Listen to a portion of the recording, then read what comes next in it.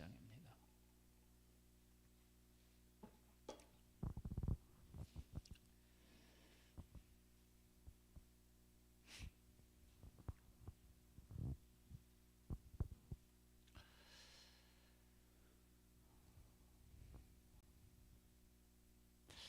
아브라함과 하갈 사이에서 이스마엘이 태어납니다. 일은 누가 시작했느냐 그러면 사라, 아브라함의 아내 사레가 일을 시작했습니다. 성경은 이렇게 얘기를 합니다. 그 아브라함의 아내 사레가 그 여종 애굽 사람 하갈을 데려다가 그 남편 아브라함에게 첩으로 준 때는 아브라함이 가나안 땅에 거주한 지 10년 후였더라.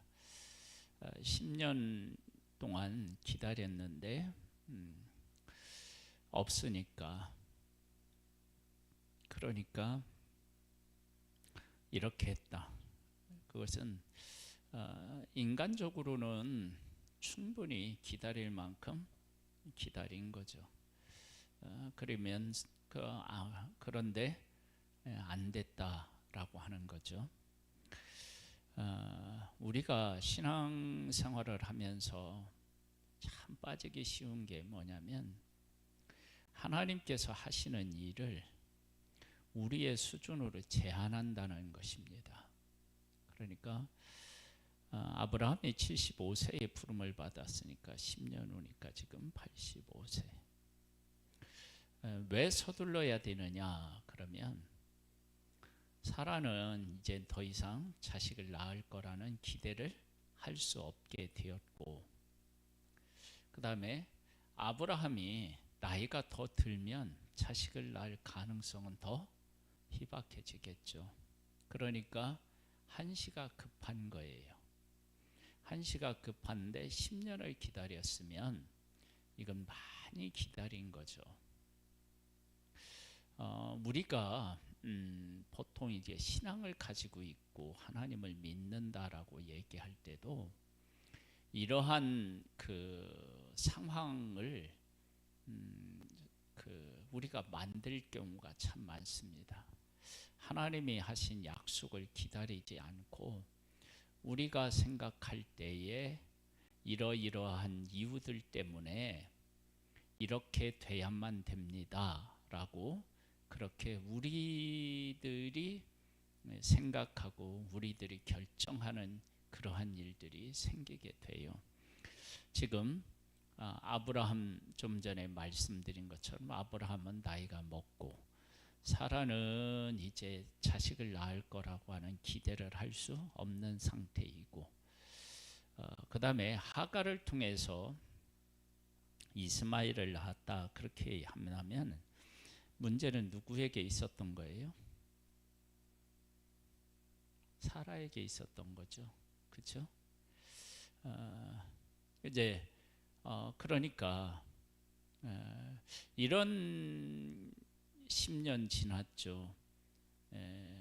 아브라함은 자꾸 나이를 먹고 자기는 이제 더 이상은 안 되겠다라고 하는 생각.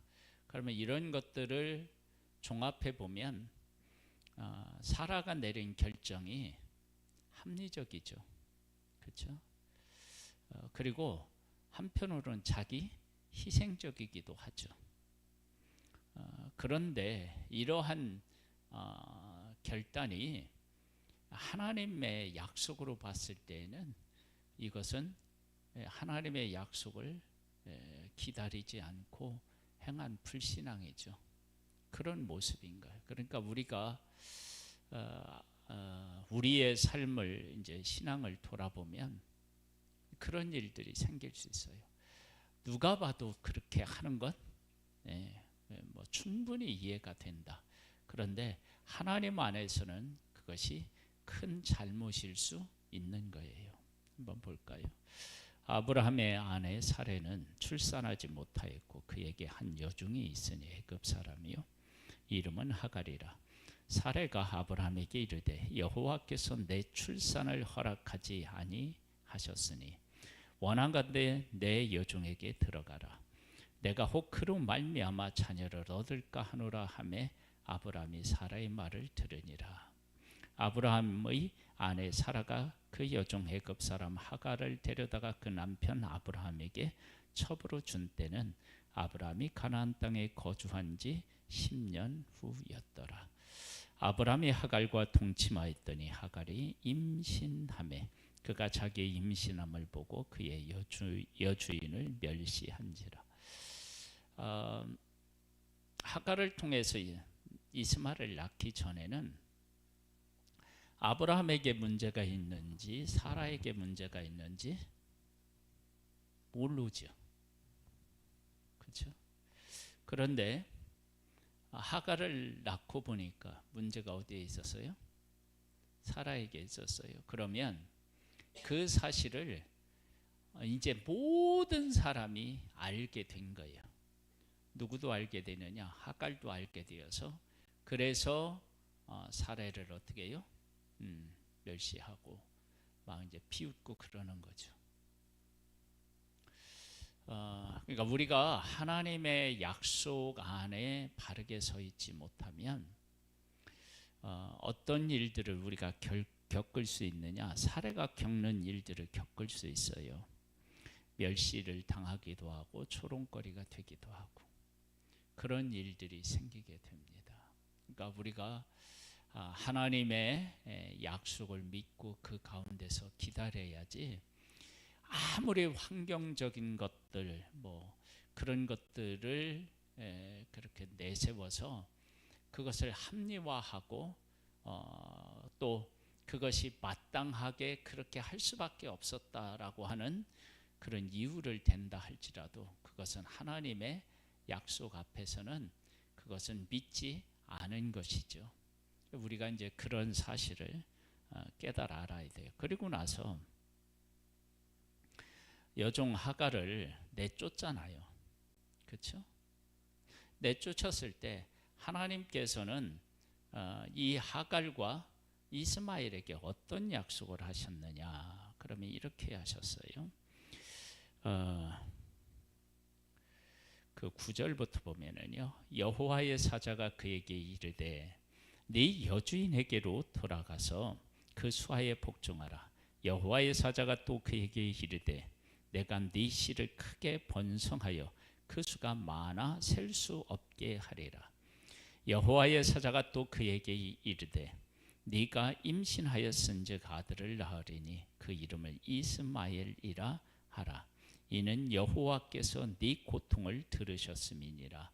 그가 사람 중에 들나귀 같이 되리니 그의 손이 모든 사람을 치겠고 모든 사람의 손이 그를 칠지며 그가 모든 형제와 대항하여 살리라 하니라. 하갈이 자기에게 이르신 여호와 이름을 나를 살피시는 하나님이라 하였으니 이는 내가 어떻게 여기서 나를 살피시는 하나님을 배웠는고 함이라. 이러므로 그 샘을 부헬 라헤루이라 불렀으며 그것은 가데스와 베레 사이에 있더라. 하갈이 아브라함의 아들을 낳음에 아브라함이 하갈이 낳은 그 아들을 이름하여 이스마엘이라 하였더라. 하갈이 아브라함에게 이스마엘을 낳을 때 아브라함이 86세였더라. 그런데 하나님의 약속은 인간의 실수를 통해 실수로 뭘 했다고 해서 이것이 취소되지 않습니다. 아브라함이 99세 때 여호와께서 아브라함에게 나타나서 그에게 이르시되 나는 전능한 하나님이라. 너는 내 앞에서 행하여 완전하라. 내가 내 언약을 나와 너 사이에 두어 너를 크게 번성하게 하리라 하시니 아브라함이 엎드렸더니 하나님이 또 그에게 말씀하여 이르시되 보라 내 언약이 너와 함께 있으니 너는 여러 민족의 아버지가 될지라. 이제 후로는 네 이름을 아브라함이라 하지 아니하고 아브라함이라 하리니 이는 내가 너를 여러 민족의 아버지가 되게 함이니라. 내가 너를 심히 번성하게 하리니 내가 네게서 민족들이 나게 하며 왕들이 네게로부터 나오리라. 내가 내 언약을 나와 너 및 네 대대 후손 사이에 세워서 영원한 언약을 삼고 너와 네 후손의 하나님이 되리라. 내가 너와 네 후손에게 네가 거류하는 이 땅 곧 가나안 온 땅을 주어 영원한 기업이 되게 하고 나는 그들의 하나님이 되리라. 그래서 두 가지를 하나님이 99세 때에 말씀하셔요. 언약하셔요. 하나는 뭐예요?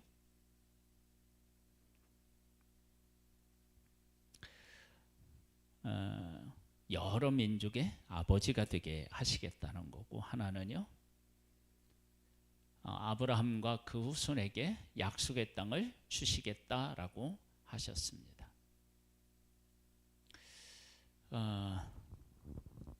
하나님께서는 아브라함과 하갈 사이에서 이스마엘을 태어나게 하셨어요. 안 태어났으면 좋았을 텐데 태어나게 하셨다고. 인간의 실수를 그냥 하나님이 용납하셨어요. 그렇지만 하나님의 약속이 변경되거나 그러지 않는다라고 하는 사실을 우리가 알 수 있습니다. 그러니까 우리들이 이런 일들을 통해서 우리 자신을 살펴보면 하나님의 약속이 있는데 그 약속대로 살아가지 않고 내 뜻대로 하면 그 일이 이루어진다, 안 이루어진다? 이루어질 수 있죠.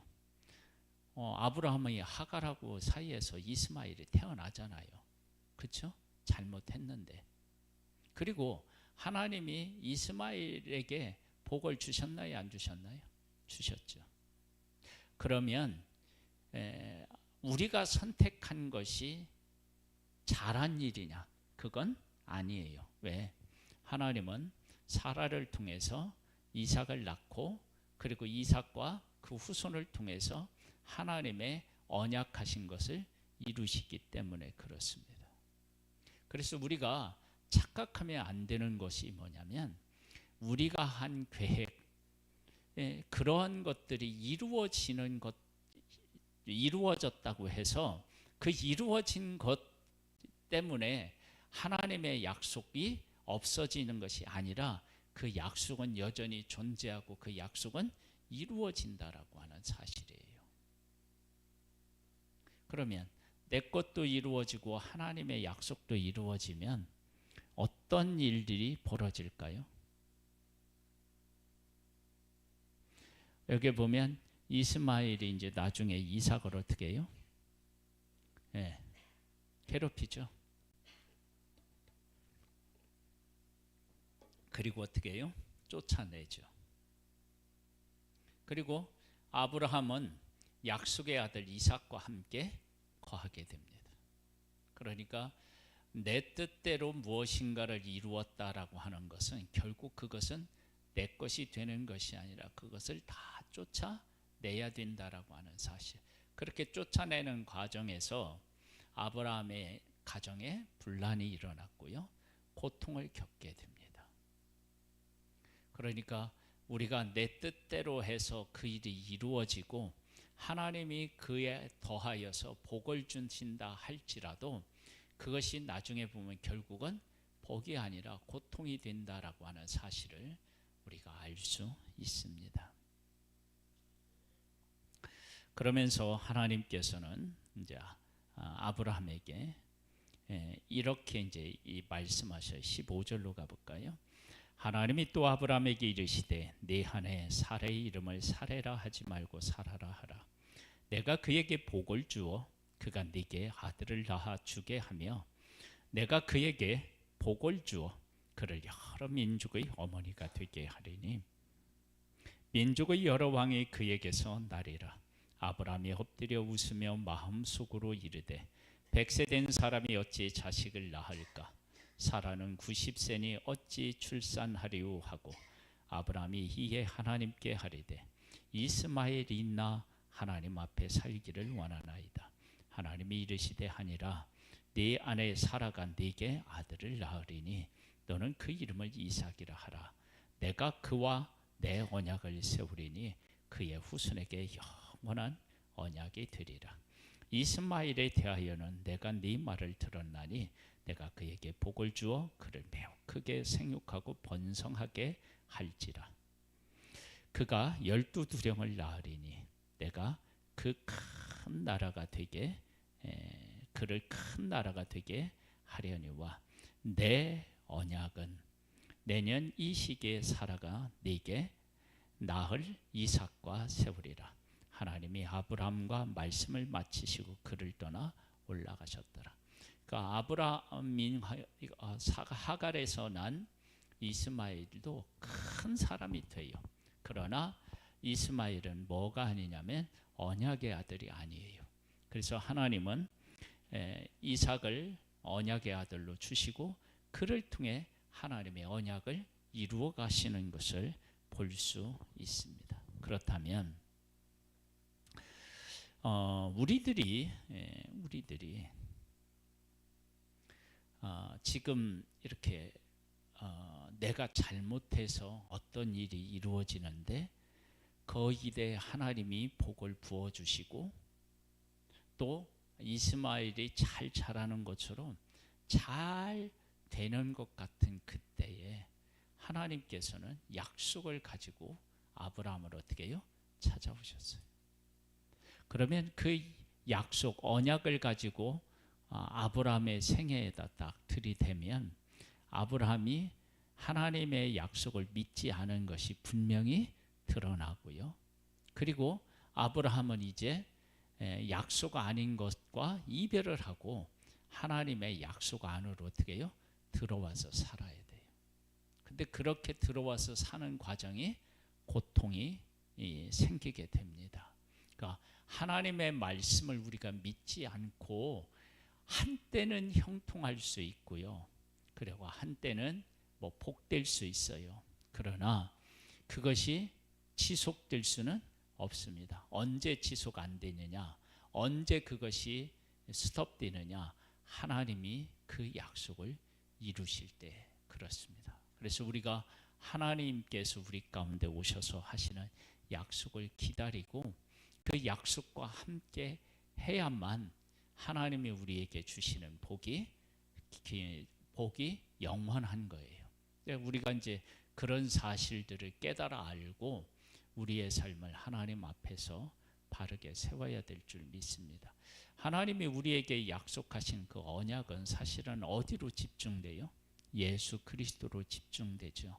그러면 우리의 삶 속에 예수 그리스도라고 하는 언약을 하나님이 예수 그리스도를 언약하신 그 예수 그리스도가 이 땅에 오셔서 이루셨다. 그러면 우리가 그 언약과 함께 예수 그리스도와 함께 하려면 우리가 가지고 있었던 것들을 다 어떻게 해요? 내쫓고 버려야 돼요. 그러니까 하나님께서 이제 그 아브라함에게 이제 아들 이삭을 주시면 이스마엘은 어떻게 해요? 내쫓아야 돼요. 그리고 이삭과 더불어 살아야 돼요. 그러니까 우리가 하나님의 약속과 함께 살려면 약속이 아닌 것을 어떻게 해요? 다 떠나 보내야 되는 거예요. 우리가 이제 그런 사실을 깊이 인식해야 될 줄로 믿습니다. 이에 아브라함이 하나님이 자기에게 말씀하신 대로 이 날에 그 아들 이스마엘과 집에서 태어난 모든 자와 돈으로 산 모든 자 곧 아브라함의 집 사람 중 모든 남자를 데려다가 그 표피를 베었으니 아브라함이 그 표피를 벤 때는 99세였고 그의 아들 이스마엘이 그의 표피를 벤 때는 13세였더라. 그날에 아브라함과 그 아들 이스마엘이 할례를 받았고 그 집의 모든 남자고 집에서 태어난 자와 돈으로 이방 사람에게서 사온 자가 다 그와 함께 할례를 받았더라. 그랬어요. 할례를 받지 않으면 어떻게 되죠? 백성 중에서 끊어지죠. 그런데 하나님께서 할례의 언약을 하실 때 이렇게 하셨어요. 9절에 가보면 하나님이 또 아브라함에게 이르시되 그런즉 너는 내 언약을 지키고 네 후손도 대대로 지키라. 여기서 내 언약과 후손 대대로 지키라고 하는 건 이거예요. 너희 중에 남자는 다 할례를 바르다. 이것이 나와 너희와 너희 후손 사이에 지킬 내 언약이니라. 그러니까 하나님의 백성들은 할례를 행하면 뭐가 되느냐면 하나님의 언약을 지키는 것이 됩니다. 너희는 표피를 베어라. 이것이 나와 너희 사이의 언약의 표징이니라. 너희의 대대로 모든 남자는 집에서 난 자나 또한 너희 자손이 아니라 이방 사람에게서 들어온 산자를 막론하고 난 지 8일 만에 할례를 받을 것이라. 너희 집에서 난 자든지 너희 돈으로 산 자든지 할례를 받아야 하리니 이에 내 언약이 너희 살에 있어 영원한 언약이 되려니와 할례를 받지 아니하는 남자 곧 그 표피를 베지 아니한 자는 백성 중에서 끊어지리니 그가 내 언약을 배반하였습니다. 그러면 하나님이 아브라함에게 하신 언약은 후손을 주시겠다고 하셨고 그 땅을 영원히 너와 네 후손에게 주리라고 하는 약속을 하셨어요. 그런 약속을 하셨는데 아브라함이 그 약속과 맞장구를 쳐서 아브라함에게 시키신 일은 뭐예요? 표피하는 거예요. 할례를 행하는 거예요. 그러면 이 언약에 비해서 표피를 베는 일은 큰 일인가요? 작은 일인가요? 아주 작죠. 고통을 얼마나 겪으면 돼요? 한 일주일? 열흘? 그렇게 겪으면 그만이에요. 그러면 언약을 지킨 거예요. 하나님은 그 언약을 하셨으니까. 그리고 그 언약을 행한 그 백성에게 하나님은 그 후손 대대로 함께 해주시겠다고 하셨고 땅을 영원히 그들에게 주겠다고 하셨어요. 그렇게 하나님께서 함께 하시겠다고 하시고 주겠다고 그렇게 말씀하셨는데 사람이 할 일은 뭐라고요? 할례. 그러니까 이스라엘 하나님의 백성들이 받아 누리는 복은 자기들이 치른 대가하고 비교할 수가 없을 만큼 큰 거예요. 자, 18절 장으로 가보면 여호와께서 마무리 상수리 나무들이 있는 곳에서 아브라함에게 나타나시니라. 날이 뜨거울 때 그가 장막문에 앉았다가 눈을 들어본즉 사람 셋이 맞은편에 서 있는지라. 그가 그들을 보자 곧 장막문에서 달려나가 영접하여 몸을 땅에 굽혀 이르되 내 주여 내가 주께 은혜를 입었사오면 원하건대 종을 떠나 지나가지 마시옵고 물을 조금 가져오게 하사 당신들의 발을 씻기소서. 나무 아래에서 씻소서. 내가 떡을 조금 가져오리니 당신의 마음을 상쾌하게 하신 후에 지나가소서. 당신들이 종에게 오셨음이니이다. 그들이 이르되 네 말대로 그리하라. 그러면서 어디를 보시냐면요, 10절을 보면 그가 이르되 내년 이맘때에 내가 반드시 네게로 돌아오리니 네 안에 사라에게 아들이 있으리라 하시니 사라가 그 뒤 장막문에서 들었더라. 아브라함과 사라는 나이가 많아 늙었고 사라에게는 여성의 생리가 끊어졌는지라. 사라가 속으로 웃고 이르되 내가 노쇠하였고 내 주인도 늙었으니 내게 무슨 즐거움이 있으리요. 여호와께서 아브라함이 이르시되 사라가 왜 웃으며 이르기를 내가 늙었거늘 어떻게 아들을 낳으리로 하느냐. 여호와께 능하지 못한 일이 있겠느냐. 기한이 이를 때에 내가 네게로 돌아오리니 사라에게 아들이 있으리라. 아브라함도 사라도 약속의 아들에 대한 믿음이 없죠. 그런데 하나님이 약속하셨으니까 그들에게 아들을 태어나게 하십니다. 그러니까 우리에게 중요한 것은 내가 얼마나 믿음 안에 견고히 서 있느냐, 그보다 비교할 수 없이 중요한 것은 하나님이 나하고 약속하셨느냐라고 하는 거예요. 우리에게는 예수 그리스도와 안에서 우리에게 약속을 주셨고 예수 그리스도의 이름을 주셨어요. 그래서 우리가 예수 그리스도의 이름을 가지고 살아가는 복을 누릴 수 있습니다. 그러니까 우리에게 주신 이 예수 그리스도를 안에서 우리가 날마다 새 힘을 얻고 승리할 수 있게 되기를 소망합니다. 그러면서 이제 어떤 일이 일어나느냐, 소돔을 멸하시겠다고 이렇게 말씀하십니다. 소돔을 멸하실 때 50명, 45명, 40명, 30명, 20명, 10명 이렇게 이야기를 해요. 그런데 이렇게 하나님께서 아브라함에게 소돔과 고모라를 멸하시겠다고 하신 그 이유, 그리고 10명의 의인까지 내려가서 그래 10명만 있으면 내가 멸하지 않겠다고 하나님이 말씀하셨는데, 이 일을 통해서 하나님이 아브라함에게 주는 메시지가 엄청나게 커요. 그건 뭐냐? 아브라함과 아브라함에게 속한 사람이 하나님 앞에서 의로운 존재가 되면 자기와 함께하는 사람들을 하나님이 뭐 안 하시는 거예요? 심판하지 않으시는 거예요. 아브라함이 그것을 얼마나 깨달아 알았는지는 미지수지만 그런 의미를 담고 있는 거예요. 그래서 아브라함이 이렇게 기도하는 것뿐만 아니라 하나님이 하시는 이런 일들을 통해서 내가 바르게 서면 심판이 아니라 구원의 길이 열리는구나. 그런 것들을 우리가 잘 깨달아 알고 우리가 지금 상황에서 무엇을 해야 하는지를 알아야 될 줄 믿습니다. 이것이 이제 곧 믿음으로 살아가는 사람들의 삶인 거예요. 하나님은 이러한 삶을 요구하시기 원하셨고, 그리고 그렇게 아브라함이 그런 삶을 살기를 요구하셨고, 그리고 하나님은 아브라함을 통해서 약속하신 모든 것들을 이루어 가십니다. 하나님은 아브라함이 제대로 준비되어 있지 않을 때 아브라함과 뭐를 하시냐면 언약을 체결하십니다. 약속의 아들, 그리고 그 후손, 그리고 약속의 땅, 이런 걸 약속하셔요. 그러면서 하나님께서 그 언약을 했다.